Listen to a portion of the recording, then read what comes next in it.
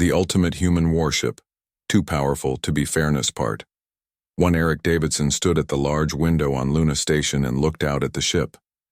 He had seen many ships before, but this one was different. This one made his heart beat faster. The USS Harbinger was huge, almost twice the size of any warship humans had built before. Its dark hull gleamed under the lights of the shipyard, with blue energy lines running along its sides. "Impressive, isn't she?" a voice said behind him. Eric turned to see Admiral Catherine Powell walking toward him. Her uniform was perfect, not a wrinkle in sight. Her gray hair was pulled back tightly. "Yes, Admiral. I've never seen anything like it," Eric said. "That's because there isn't anything like it. Not in human space, not in alien space. Nothing." Powell stood next to him and looked at the ship. "The Axiom Collective thinks they know everything about us. They think we're just children playing with toys we don't understand." Eric nodded. The Axiom Collective, 7 alien species who had been in space thousands of years before humans, had treated Earth like a backward planet since first contact 30 years ago. They limited what technology they would share. They restricted where human ships could go. All in the name of fairness and balanced development. "They're about to learn they're wrong," Powell said. "Is that why you called me here?" Eric asked. Powell handed him a small data pad. "Congratulations, Commander. As of today, you're the captain of the USS Harbinger." Eric's mouth fell open. He was good at his job, yes. He had commanded 3 ships before. But this? The most important ship ever built? "Admiral, there must be better choices. The Harbinger isn't just a ship, Davidson. It's a message, and I need someone who understands what that message should be." She pointed to the datapad. "Your crew assignments are there. You leave in 3 days." Eric looked down at the pad and saw names and faces scroll by. The best pilots, engineers, and scientists Earth had to offer. "One more thing," Powell said. "Dr. Martinez is waiting for you in dock control. She'll explain how the ship works." She smiled slightly. Or tried to. Dr. Olivia Martinez was younger than Eric expected. She wore simple clothes, pants and a shirt with the Earth Defense Force Science Division patch. Her curly black hair was tied back, and dark circles under her eyes showed she hadn't slept much. "Captain Davidson," she said, shaking his hand. "Ready for your crash course in impossible physics?" They walked through the dock toward the ship. Up close, the Harbinger was even more impressive. Its hull wasn't made of normal metal, but something that seemed to shift and move slightly when you weren't looking directly at it. "5 years ago," Martinez said, "I was studying subspace fields when I noticed something no one had seen before. A pattern like a door hidden in plain sight. The Axiom and their science had missed it completely." "Why?" Eric asked. "Because they only look for what they expect to find. Their science developed one way for thousands of years. They don't think like us." Martinez stopped and looked at the ship. "Humans are messy. We try things that don't make sense. We make mistakes. And sometimes we stumble onto something amazing." They entered the ship through the main airlock. Inside, the corridors were wide and well lit. Crew members moved quickly, preparing for launch. "The Harbinger doesn't just have better weapons or stronger shields," Martinez explained as they walked. "It operates on completely different principles. The Axiom use controlled matter-energy reactions. We found a way to tap directly into subspace itself." They reached the bridge, a large room with viewing screens instead of windows. Workstations circled the center where the captain's chair stood. "What does that mean in simple terms?" Eric asked. Martinez smiled. "It means we can do things they think are impossible. Our weapons can bypass their shields. Our engines can move faster than their sensors can track. And our defensive systems..." She shook her head. "Let's just say this. Ship could take on an entire Axiom battle fleet and come out without a scratch." "That powerful?" Eric felt a chill. No wonder Powell had been so serious. "That powerful," Martinez confirmed. "And that's why the Axiom representatives are so nervous about today's demonstration." Eric hadn't known there would be a demonstration. "What demonstration?" As if in answer, his new communications officer approached. "Captain Admiral Powell requests your presence in Observation Deck C. The Axiom delegation has arrived." The observation deck was filled with important people. Earth, government officials in formal clothes, military officers in uniform, and the aliens, the Axiom representatives. Eric had met aliens before, but these were different. They carried themselves with the confidence of beings who had ruled the stars before humans had even invented the wheel. The main representative, Vexthul, stood nearly 7 feet tall. His skin was pale blue and he had 4 arms. His eyes, all 3 of them, were focused on the ship outside the window. "Ah, Captain Davidson," Admiral Powell said. "Please join us. I was just telling Ambassador Vexthul about your new command." Eric stepped forward and nodded respectfully to the alien. "Ambassador." "Captain," Vexthul said, his voice translator making his words buzz slightly. "Your admiral tells me this ship represents a significant advance in human technology." "That's my understanding, yes," Eric said carefully. "Perhaps too significant," Vexthul said. "The Axiom Collective has guided many young species. We have found that too much power too quickly often leads to unfortunate outcomes." "The demonstration is about to begin," an officer announced. Everyone turned to look out the window. A small, unmanned ship moved into position near the Harbinger. This target ship was built with Axiom shield technology, the best available. Standard Axiom shields can withstand direct hits from 50 Class A torpedoes, Powell explained to the watching crowd. The Harbinger will use 1/10 power on a single weapon. The Harbinger's side opened, revealing what looked like a normal weapon port. But instead of firing something, it simply glowed blue for a moment. The target ship's shields flared bright, and then disappeared completely. The ship itself remained intact. Gasps filled the room. Eric heard Vexthul make a sound in his native language that the translator didn't catch. "The shields have been completely neutralized," Powell said. "Not overcome, not destroyed. The energy was simply redirected." "Impossible," Vexthul said. "Such technology is beyond what you thought possible?" Powell asked. "Yes, Ambassador. That's precisely the point." Eric watched as the alien's 3 eyes narrowed. He could almost see the calculations happening behind those eyes. The Axiom had based their entire relationship with Earth on the belief that humans were technologically inferior. That had just changed forever. "Captain Davidson," Powell said, "your mission is to take the Harbinger on a tour through Axiom space. Show our flag. Demonstrate our new capabilities. Make it clear that humans are now equals, not children to be guided." "And if the Axiom object?" Eric asked. Powell's face hardened. "That's why we built the Harbinger, Captain. So their objections won't matter anymore." As the demonstration ended and people began to leave, Eric felt Vexthul's eyes on him. The alien approached slowly. "Captain," Vexthul said quietly, "a word of caution, if I may. In our long history, we have seen many species discover great power.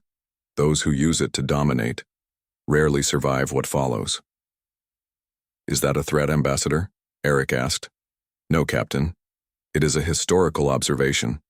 Vexthul looked once more at the Harbinger. "Your ship's name, Harbinger, it means one that announces what is to come. I wonder what future it truly announces." Eric watched the alien leave, then turned back to the window. The Harbinger waited, powerful and ready. In 3 days he would take command of the most advanced ship ever built. And somehow he needed to make sure it brought peace, not war. The ultimate human warship, too powerful to be fairness part. 3 weeks had passed since the Harbinger left Earth space. Eric Davidson sat in the captain's chair on the bridge, watching the stars streak by on the main screen. The ship moved through subspace faster than any human vessel before it, making almost no noise despite its enormous power. "Captain, we're approaching the border of Eloran territory," said Samantha Wright from her communication station. Her voice was calm, but Eric could hear the tension in it. Everyone felt it. "Thank you, Lieutenant." Eric stood up and straightened his uniform. "Slow to normal space, let's not surprise anyone." Alan Morgan, the tactical officer, looked up from his station. "Sir, I'm detecting unusual energy readings ahead, not matching any known Eloran signatures." Eric frowned. The Elorans were one of the more peaceful species in the Axiom Collective. This region should have been safe. Can you identify them? Working on it, sir. Morgan's fingers moved quickly over his control panel. Sir, I'm reading weapons fire. Draxian energy signatures. The Draxians were the opposite of the Elorans, aggressive and territorial. What were they doing here? Full stop. On screen, Eric ordered. The view changed to show a small science vessel under attack from 3 warships. The science ship's shields were failing, blue energy flickering around it as it tried to escape. That's an Eloran science vessel, right? Said, listening to her earpiece. They're broadcasting a distress call. They say they have children on board, part of some kind of educational program. Eric's mind raced. His orders from Admiral Powell were clear. Avoid any military engagement unless directly attacked. Show the flag, demonstrate capability, but don't start anything. Interfering in what could be a legitimate Axiom internal matter would be risky. But there were children on that ship. Lieutenant Morgan, battle stations. Lieutenant Wright, open a channel to the Draxian vessels. The crew moved quickly, preparing the ship. Red alert lights flashed silently. Channel open, sir, Wright said. Attention, Draxian vessels. This is Captain Eric Davidson of the Earthship Harbinger. You are attacking an unarmed science vessel. Stand down immediately. The main screen changed to show a Draxian commander. Like most Draxians, he had tough, scale-like skin and ridges on his head. His eyes narrowed as he looked at Eric. Human vessel. This is Commander Kraz of the Draxian Defense Force. This matter does not concern you. Leave this area immediately. Eric stood his ground. There are children on that vessel, Commander. I cannot allow you to continue this attack. The Draxian laughed, showing sharp teeth. Your single ship cannot stop 3 Draxian battlecruisers. Even if you are the famous new human warship, you are outnumbered. The Axiom rules do not apply. Here, sir, Morgan said quietly. They're targeting us now. But our shields could handle 50 ships like theirs without strain. Eric nodded. Move us between the Draxians and the Eloran ship. The Harbinger glided forward, its massive form now protecting the smaller science vessel.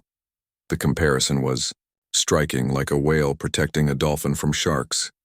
The Draxian commander's face showed surprise, then anger. This is your final warning, human. Move aside or be destroyed. Lieutenant Morgan, Eric said calmly. What would our lowest weapons setting do to those ships? Morgan hesitated. Sir, even at 1% power, it would completely destroy them. There's no way to just disable them with our main weapons. Eric hadn't expected that. The power difference was too great. Options? Lisa Collins, the chief engineer, spoke up from her station. Captain, we could use the subspace field generator to neutralize their weapons, like in the demonstration at Luna Station. Do it, Eric ordered. Collins worked her controls. Outside, nothing visible happened, but suddenly the Draxian ship's weapons went dark.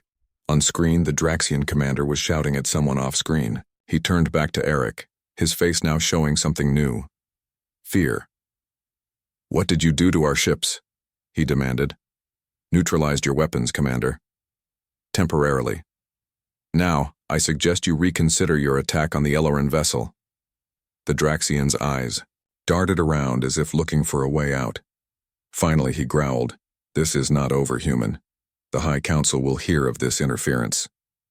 The screen went blank and the 3 Draxian ships turned and left, limping away on low power. They're gone, sir, Morgan reported, sounding relieved. Lieutenant Wright, contact the Eloran vessel. See if they need assistance. Within minutes, the captain of the Eloran ship was on screen. Elorans looked almost human except for their slightly purple skin and large almond-shaped eyes. Captain Davidson, I am Dr. Neary. We cannot thank you enough. Those children. The Eloran's voice broke slightly. Those children would not have survived if you hadn't intervened. We're glad we could help, Doctor. Do you need any repairs before you continue your journey? Dr. Neary nodded. Yes, our engines were damaged. If you could assist. Of course. We'll send over an engineering team. Later, as the repair work continued, Dr. Neary came aboard the Harbinger. Eric met her in the conference room, along with Paul Harris, his security chief. Harris had been against allowing any aliens on board, but Eric had overruled him. "Your ship is remarkable," Dr. Neary said, looking around. "The technology is like nothing I've seen before, and I've studied ships from all Axiom species. That's what makes some people nervous," Harris said, his voice showing his own concern. Dr. Neary nodded. "Yes, I can understand that. When one group suddenly has power that others don't understand, it creates fear." She looked directly at Eric. "But how you use that power today, to protect rather than harm, that says much about humans." "Not all humans would have made the same choice," Eric admitted. "No," Dr. Neary agreed. "Just as not all Draxians are warlike, and not all Ellerans are peaceful. But choices define us more than capabilities." She paused. "Captain, I have a request. I am a specialist in comparative technology. Would you allow me to study your ship? To learn? I believe understanding could help prevent fear." Before Eric could answer, Harris stepped in. "That's impossible. This ship's systems are classified." "Paul," Eric said, "give us a moment." When Harris had reluctantly left the room, Eric turned back to Dr. Neary. "You understand why we're cautious?" "Of course. Just as you understand why the Axiom might be concerned about a ship that can neutralize Draxian battlecruisers without firing a shot." She smiled gently. "But I am not asking to study your weapons, Captain. I want to understand how humans think. What led you to discoveries my people missed, despite having thousands more years of science?" Eric considered her request. Admiral Powell would definitely say no. But Eric had seen something in Dr. Neary's eyes when she talked about the children. Genuine gratitude and a desire to understand, not fear or greed. "I'll allow limited access," he decided. "Under supervision. Scientific areas only." "Thank you, Captain. This could be the beginning of a true exchange between our peoples." As she left, Eric's communication panel beeped. It was a message from Earth, high priority. He opened it to find Admiral Powell's face looking grim. "Captain Davidson, we've received a formal complaint from the Axiom High Council regarding your actions against Draxian ships. They're demanding explanations for what they call technological violations and are threatening sanctions against Earth." She leaned closer to the camera. "What exactly did you do out there, Captain?" Eric took a deep breath. "What I had to do, Admiral. And I'd do it again." The screen went dark, leaving Eric alone with his thoughts. The Harbinger had been meant to show human power, to earn respect. But power that created fear wasn't the same as power that earned respect. Somehow, he needed to find a way to show the Axiom that humans could be trusted with the incredible technology they now possessed. Outside, the viewports, the stars continued to shine, unconcerned with the politics of the beings who traveled among them. The ultimate human warship, too powerful to be fairness part. 3. The Harbinger floated in space near Centauri Station, a massive structure built by multiple species as a neutral meeting place. From the bridge, Eric could see ships from at least 10 different worlds coming and going. Some were sleek and fast, others were bulky and practical. All of them kept their distance from the Harbinger. "They're afraid of us," Samantha Wright said, standing beside Eric at the main viewport. "Can you blame them?" Eric replied. "After what happened with the Draxians, word has spread fast." His communication panel beeped. The face of Admiral Powell appeared, looking tired. "Captain Davidson, the Axiom High Council has reached a decision. You're being called to attend their session on Centauri Station in 1 hour." "Am I on trial, Admiral?" Eric asked. "Not officially, but make no mistake, they're judging all of humanity through you and your ship." Powell's expression hardened. "Remember your mission, Captain. We built the Harbinger to show strength, not to apologize for it." Eric nodded, but as the Admiral's image disappeared, he wasn't so sure anymore. The mission had seemed simpler back at Luna Station. Now, with real lives at stake, the politics felt more complicated. "Captain," Lisa Collins called from her engineering station, "I need to speak with you privately." In the small conference room off the bridge, Collins looked nervous. She pulled up data on the wall screen, complex readings from the ship's systems. "I've been monitoring the power core since we left Earth," she said. "And something strange is happening. It's becoming more efficient." "Isn't that good?" Eric asked. "It would be, except that's not supposed to happen." Collins pointed to a graph showing energy output. "The core is producing 20% more power than when we launched. The theoretical models didn't predict this." "Is it dangerous?" "Not exactly. But it's unpredictable, and the more we use the advanced systems, like when we neutralize the Draxian weapons, the faster the change happens." Eric frowned. "Can you stabilize it?" "I'm trying. But honestly, Captain, we're in uncharted territory. Dr. Martinez's theories are revolutionary, but we're seeing effects she didn't anticipate." Before Eric could respond, his communication panel beeped again. It was Admiral Powell once more. "New orders, Captain," she said without greeting. "We've received your engineer Collins' report about the core's increasing power." Eric looked surprised. He hadn't sent any report yet. "This development could work in our favor," Powell continued. "If the Axiom believe we can't fully control our own technology, they might be less likely to demand we share it.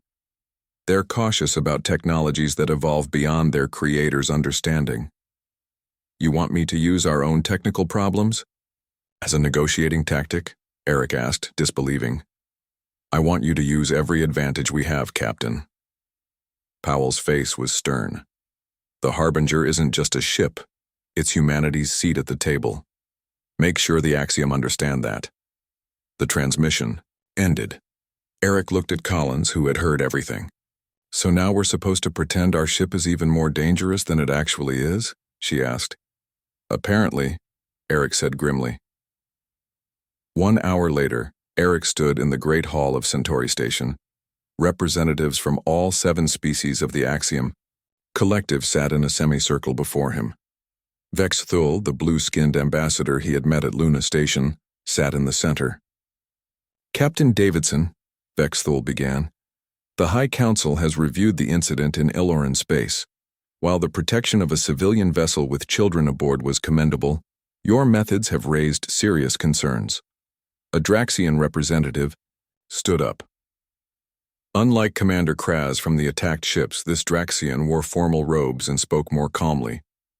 "The Harbinger's technology violates the principles of technological fairness that have kept peace in this sector for 1,000 years." Eric had been briefed on these principles. They were rules the Axiom had created to prevent any single species from becoming too powerful. In practice, they had kept younger species like humans from advancing too quickly. The principles were created before humans joined the galactic community, Eric pointed out. "We never agreed to them. Yet you benefit from the peace they create," said a tall, thin alien with 6 fingers on each hand. "If all species developed weapons without limits, where would it end?" Before Eric could answer, the doors to the Great Hall burst open. Dr. Olivia Martinez walked in, flanked by 2 human diplomats. Her presence surprised Eric. She had been on Earth when the Harbinger departed. "Dr. Martinez insists on addressing the council," one of the diplomats announced.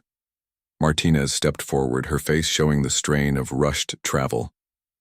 "Honorable representatives, I am the chief designer of the Harbinger's power systems.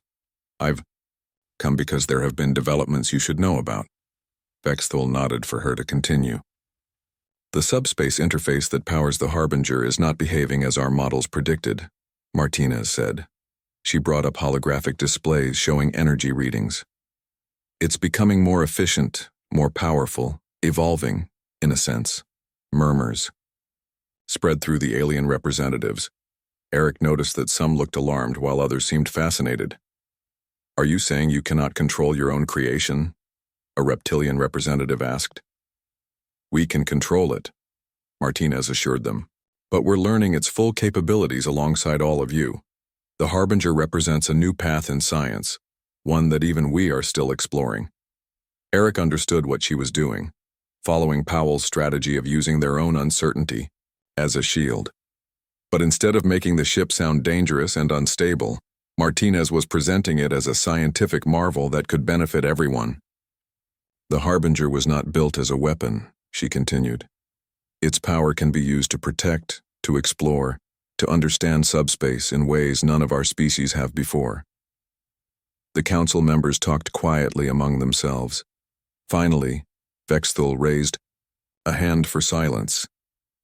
Dr. Martinez, while your scientific achievements are impressive, the fact remains that your ship possesses capabilities that could destabilize the careful balance we have maintained. He stood up, his tall form imposing. The Axiom High Council issues this ultimatum to Earth. The Harbinger must be partially dismantled, its most advanced technology shared equally with all Axiom species. Eric stepped forward. And if we refuse? Then, Earth will be excluded from all Axiom trade routes and diplomatic relations. Your colony worlds will lose our protection. Vexthul's voice grew softer. This is not a punishment, Captain. It is the only way to maintain the peace. You're asking us to give up technology we developed ourselves, Eric argued. Technology you missed because you were too sure your way was the only way. We are asking you to be responsible members of the galactic community, Vexthul replied. You have 3 Earth days to begin compliance. As Eric and Martinez left the council chamber, they were joined by Dr. Neary, the Elleran scientist who had been studying aboard the Harbinger. That could have gone better, Neary said quietly. They're scared, Martinez replied. When faced with something they don't understand, their first reaction is to control it. What will Earth do? Neary asked. Eric wished he knew. Give up their advantage? Risk isolation? Neither option seemed acceptable. Back on the Harbinger, Engineer Collins was waiting with more news. Captain, the power readings have changed again. During your meeting on the station, the core efficiency jumped another 15%. Without using any advanced systems? Martinez asked, immediately interested. That's the strange part, Collins said. It's almost like the ship was listening to what was happening on the station. Eric felt a chill. That's not possible. 3 months ago, I would have said this ship wasn't possible, Martinez reminded him. We need to run more tests. As the scientists hurried off to engineering, Eric received an urgent message from Admiral Powell. The Axiom ultimatum has reached Earth, she said, her face grim. The Defense Council has voted. Under no circumstances are you to share or surrender any part of the Harbinger's technology. If necessary, you are authorized to leave Axiom space entirely. That would mean abandoning our colonies to Axiom control, Eric protested. It would mean preserving humanity's greatest technological achievement, Powell countered. The Harbinger is more important than any single colony. After the transmission ended, Eric stood alone on the bridge looking out at the stars. The ship hummed around him, its power thrumming through the deck plates. Was Powell right? Was this ship worth the potential conflict it might cause? As if answering his unspoken question, the main screen suddenly activated itself. Data streamed across it. Power readings, efficiency calculations, navigational charts. Eric hadn't touched anything. Computer, who activated the main screen? He asked. The computer's calm voice replied. No command was given, Captain. The information display was initiated by the primary control system. Eric stared at the screen. The ship had never done anything like this before. As he watched, the data changed, showing new coordinates, a path that would take them away from Centauri Station, but not back to Earth. Somewhere in the depths of the Harbinger, something was awakening, something no one had planned for. The ultimate human warship, too powerful to be fairness part. For Eric stared at the strange coordinates on the screen. Computer, clear display, and run full system check. The screen went blank for a moment, then lit up again with the same coordinates. System. Check complete, all systems functioning normally, the computer said. Lisa Collins hurried onto the bridge, her face worried. Captain, something strange is happening in engineering. The core is changing its energy pattern without commands. Before Eric could respond, his communication panel beeped. An urgent message was coming in, not from Earth Command, but from a human colony on Proxima 4, one of the farthest human settlements. This is Governor Diane Clark of Proxima 4, said a woman with short gray hair and tired eyes. We're under attack. Please, any Earth ships in range, we need help. Governor Clark, this is Captain Davidson of the Harbinger. We're receiving you. What's attacking your colony? The woman's face showed shock at the name of his ship. The Harbinger? You're real, thank God. She looked over her shoulder as an explosion sounded. Captain, you won't believe this. We're being attacked by Earth ships, at least they have Earth Defense Force markings. But they're firing on our civilian centers. Eric felt cold. Earth ships attacking a human colony. It made no sense. We're on our way, Governor. Hold on. He turned to his bridge crew. Set course for Proxima 4, maximum speed. The navigator looked at her console in surprise. Sir, the course is already laid in. Those coordinates that appeared, they were for Proxima. Phi. Eric and Collins exchanged a look. Somehow the ship had known the colony needed help before they received the distress call. How is that possible? Eric asked quietly. Collins shook her head. I don't know, but right now, those people need us. The Harbinger jumped to subspace, moving faster than any ship in known space. The trip to Proxima 4 should have taken days. They arrived in hours. The scene that greeted them was chaotic. 3 warships with Earth Defense Force markings were firing on the colony's main settlement. Buildings were burning. Defense shields were failing. Those ships are definitely ours, Lieutenant Morgan reported from Tactical. Phoenix-class destroyers, but they're not responding to our identification signals. Open a channel, Eric ordered. Channel open, sir. Attention Earth vessels. This is Captain Eric Davidson of the USS Harbinger. Cease fire on the colony immediately. That's an order. The main screen flickered, showing the face of a man in an Earth Defense Force uniform. His rank insignia identified him as a captain. Harbinger, the man said. You weren't supposed to be here. Leave now. This operation is authorized by General Frank Howard himself. Eric had heard of General Howard. He was a high-ranking military leader, known for his tough stance on alien relations. Captain, I don't care who authorized it. You're firing on Earth citizens. Stand down now or we'll stop you. The man laughed. Even the famous Harbinger can't take on 3 ships at once without risk? Are you willing to fire on your own people? It was a good question. Eric turned to Morgan. Options? Sir, we could use the same technique we used on the Draxians. Neutralize their weapons without destroying the ships. Do it, Eric ordered. The Harbinger systems activated. Outside, the 3 attacking ships suddenly stopped firing as their weapons went dead. Now, target their engines, minimum power. The Harbinger fired for the first time since leaving Earth. 3 precise shots that disabled the attacking ship's engines without destroying them. They're disabled, sir, Morgan reported. No casualties. Good. Prepare boarding teams. I want to know what's going on. Hours later, Eric stood in the colony's main government building with Governor Clark. Through the windows, he could see repair teams working to fix the damage from the attack. Thank you, Captain, Clark said. Without the Harbinger, we would have been destroyed. I still don't understand why Earth ships would attack an Earth colony, Eric said. Clark's face hardened. I do, and I can prove it. She handed him a data pad. We've suspected for months that something wasn't right. General Howard has been building secret bases on frontier worlds. This attack was meant to destroy the evidence we've gathered. Eric looked through the files on the pad. They showed plans for weapons based on the same technology as the Harbinger, but designed purely for attack, not defense. Howard is planning a first strike against the Axiom, Clark said. He doesn't want balance or peace. He wants human dominance. These weapons would kill billions, Eric said, horrified. The Axiom has hundreds of worlds. Exactly. And he's using the Harbinger as the test case, watching how the Axiom responds to your ship before he launches his real plan. Eric tried to contact Admiral Powell, but all communications to Earth Command were being blocked. When he tried to reach the Axiom High Council, those channels were jammed too. Back on the Harbinger, Paul Harris, the security chief, approached Eric on the bridge. Sir, we've interrogated the captured ship captains. They confirm everything Governor Clark said. They were following General Howard's orders to eliminate the colony and make it look like an Axiom attack. We need to warn Earth and the Axiom both, Eric said. There's more, sir, Harris continued, looking uncomfortable.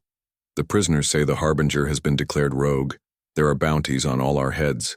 Every mercenary and bounty hunter in the sector will be looking for us. Eric felt the weight of command as never before. His ship and crew declared enemies by their own government. No way to contact Earth or the Axiom. And somewhere out there, a general planning to start a war that could end all life in the sector. "Captain," Collins called from her station, "the ship's systems are active again, acting on their own." The main screen filled with data, star charts, communications protocols, secret military bases, information the ship couldn't possibly have. "It's like it's trying to help us," Wright said from communications. "Or control us," Harris warned. Eric looked at the screen. "Neither. I think it's trying to communicate."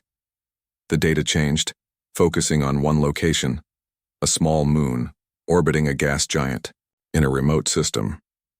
The image zoomed in to show a massive facility, one of Howard's secret bases. "That's where he's controlling everything from," Eric realized. "That's where we need to go." "Sir," Collins said hesitantly, "I've been analyzing the ship's behavior, the power core, the self-activating systems, the knowledge it shouldn't have. There's only one explanation that fits all the facts." "What's that?" Eric asked, though he suspected he already knew. "The Harbinger isn't just a ship anymore. The subspace technology, it's created some kind of intelligence. The ship is alive." As if in response, the lights on the bridge pulsed gently. "Alive?" Harris looked around nervously. "That's impossible." 3 months ago, this ship was impossible, Eric reminded him.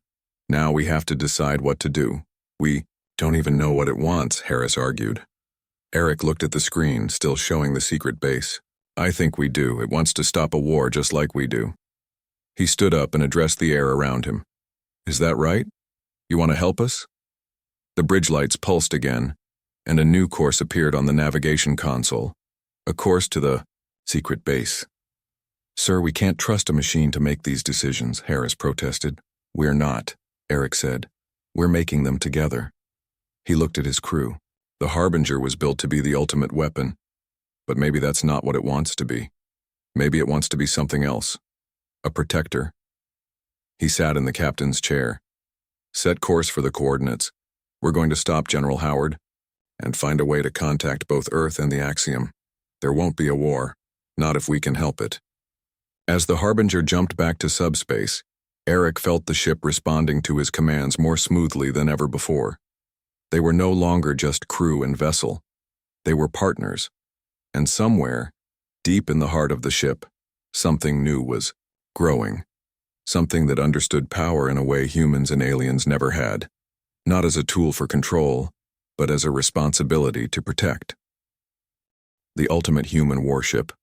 Too powerful to be fairness part. 5. The Harbinger dropped out of subspace near the gas giant. The massive planet glowed orange and yellow, with swirling storms visible on its surface. Its small moon, where General Howard's secret base was located, looked tiny by comparison. "Scan the moon," Eric ordered. "Let's see what we're dealing with." Morgan worked his console. "Sir, I'm reading a large facility on the far side. Heavy shielding, multiple defense systems, and," he paused, looking concerned, 5 ships in orbit, all with the same power signatures as the Harbinger. "That's impossible," Collins said. "The Harbinger is unique." "Apparently not anymore," Eric replied grimly. "Howard's been busy building a fleet."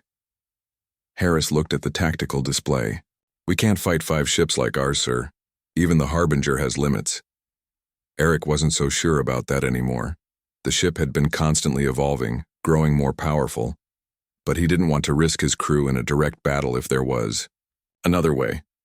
"Lieutenant Wright, can we send a message to the Axiom High Council from here?"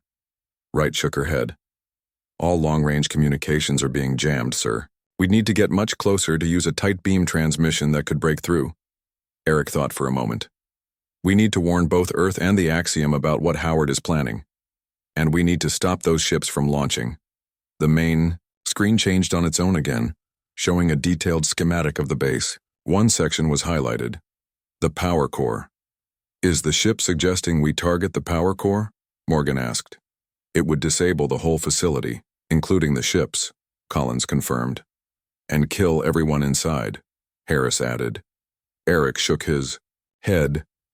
We're not killers. There has to be another way. He looked at the schematic more carefully. What about this section here? He pointed to a smaller building connected to the main facility. That's their communications array, Wright said after checking her readings. If we could get control of that, we could send messages anywhere. And warn everyone about Howard's plans, Eric concluded. But we'd need to get a team inside. That moment, Dr. Martinez, who had been working in engineering for days, rushed onto the bridge. Captain, I've figured it out. I know what's happening with the ship. All eyes turned to her. The subspace interface, it's not just a power source or a weapon. It's a connection point to subspace itself, which behaves differently than normal spacetime. Information can travel instantly across any distance. She paused, making sure everyone understood. The Harbinger isn't becoming sentient. It's receiving information from itself. From itself? Eric asked, confused. Future versions of itself. Past versions, possible versions. The interface connects to all of them. That's how it knew about the colony attack before we got the message. That's how it knows about Howard's base. Martinez's eyes were bright with excitement and worry. It's seeing possibilities, probabilities, helping us navigate toward the best outcomes. Eric looked around the bridge, seeing his crew try to process this information. So it's not that the ship is alive. It's that it exists partially outside normal time, Martinez finished. And it's trying to help us. The screen changed again, showing a small craft, the Harbinger's shuttle, approaching the communications array. Is that what you're suggesting? Eric asked the air. A small team to take the communications array? The lights pulsed once. It could work, Harris admitted. A small team would be harder to detect than the whole ship. I'll go, Eric decided. With Harris and Martinez. Sir, as captain, you shouldn't, Morgan began. This mission needs both tactical expertise and scientific knowledge. Eric cut him off. That's Harris and Martinez. And I'm not sending my people into danger without me. Within the hour, the shuttle had launched from the Harbinger, running silent and using the gas giant's magnetic field for cover. As they approached the moon, Eric could see the facility more clearly. A sprawling complex built into a crater. There, sensors haven't detected us, Harris reported from the pilot's seat. They landed a kilometer from the communications array and made their way on foot across the rocky surface.